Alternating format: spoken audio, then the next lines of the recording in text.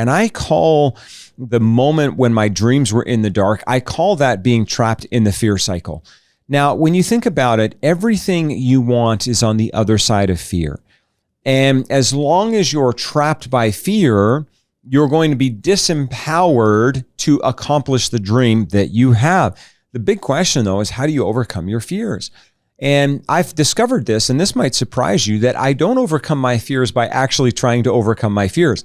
I overcome my fears by analyzing and shifting my beliefs.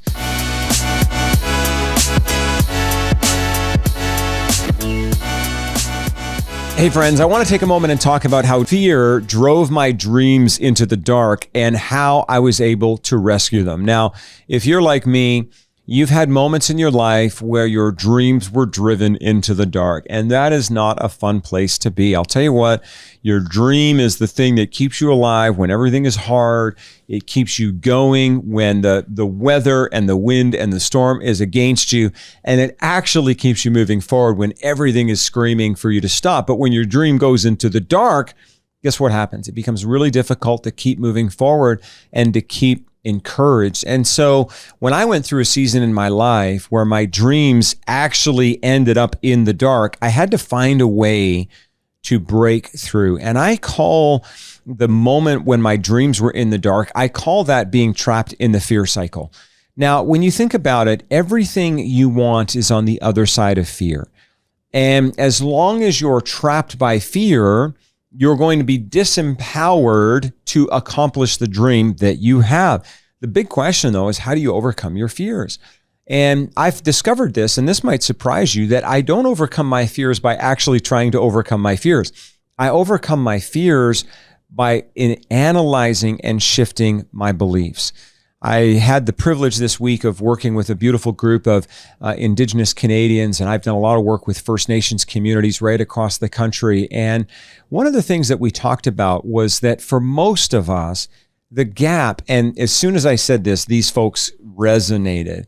And it's that for most of us, the gap is not in terms of our skills or our abilities, because we all have the skills and the abilities that we need to succeed up to the level that we're at.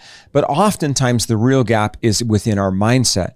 And as long as we're in a fearful, protecting mindset, we're not going to be taking advantage of the opportunities that come. Why? Because we don't have the faith to believe or the confidence to believe that we can actually succeed. And what is the issue? Is it add another skill? Not really. Is it add another ticket? Not really. Is it add another certification? Like, do all of those things. But if you do all of those things without having a mindset that is not addicted and tethered to fear, then of course you will not experience the benefit of them. We've all met people who are overqualified. We've all met people who have more education than God, and yet they're very underachieving, and it has nothing to do with the qualifications on their resume, but everything to do with the mindset that is holding them back. So can I encourage you today to examine your mindset? Don't beat yourself up if your mindset is not really that healthy.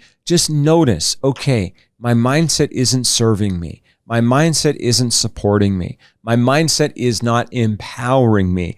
And get around people and tap into podcasts and tap into environments that will empower your belief system so that you can begin to shift that mindset. And as your mindset shifts, you'll find that you actually have the capacity to use the tools that you have. But don't stay stuck in that fear-based mindset, because as long as you're stuck in that fear-based mindset, everything you want will be so far from you that it'll almost seem like your dream is in the dark. You turn the light on by stepping out of fear and into confidence. Thanks so much for tuning in.